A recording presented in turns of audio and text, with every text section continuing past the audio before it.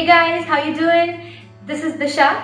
So today we are going to build an easy brick breaking game using Java programming. So let's get started. So let's see how our game looks like.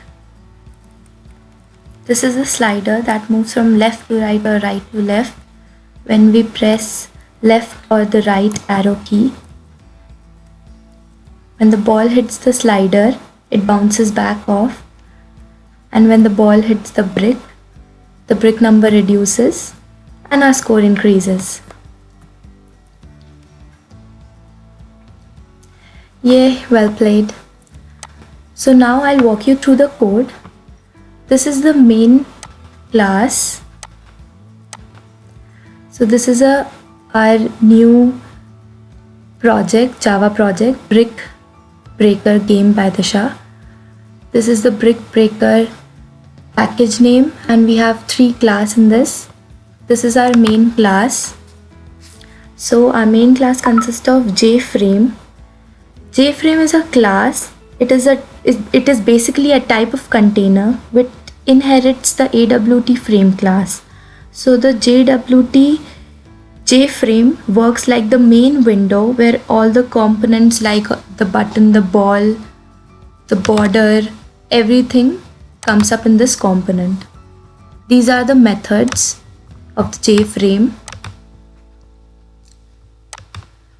Gameplay class. In this we have defined various variables. Before that, we extend JPanel and implements key listener and action listener. So JPanel is a part of Java Swing package. It is a container that can store a group of components.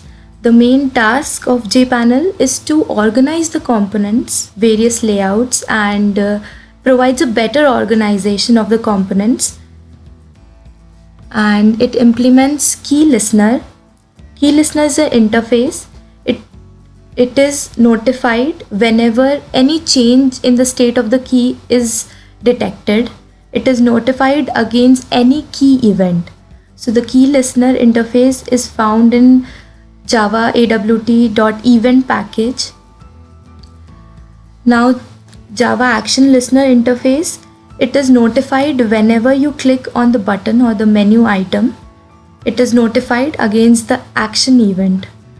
The action listener interface is found in Java AWT event package again. So this is a variable play which states that whether a user is currently playing the game or not. The initial score is set to 0, total number of bricks. We have created a timer. The delay shows the speed of the ball. Player X defines the starting position of the user. Ball X defines the starting position of the ball, and ball X direction defines the direction of the ball, initial direction of the ball. Map generator.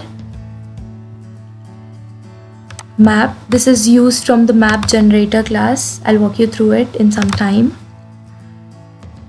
This is the constructor. And now here comes the method paint, in which we have drawn or paint every graphic, the ball, the slider, the brick, and the background color. This is the logic we have written for moving the ball left to right, the border conditions.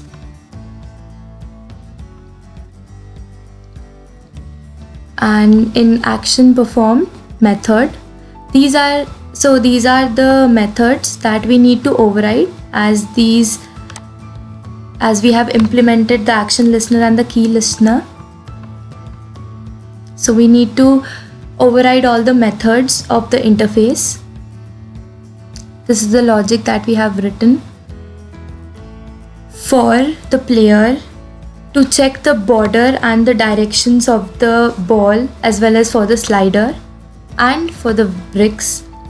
This is the method key pressed, in which we have written our logic for moving the slider. If we move this if we click on the right arrow, the slider should move to right. If we click on the left arrow, the slider should move to the left. And after the game is over or we won the game, we can press enter to again start the game. So this is the map generator class. We have written our whole logic for generating the whole brick grid. We have used 2D array map, brick width and brick height, and this is the whole logic. You can find the source code on my blog in the description.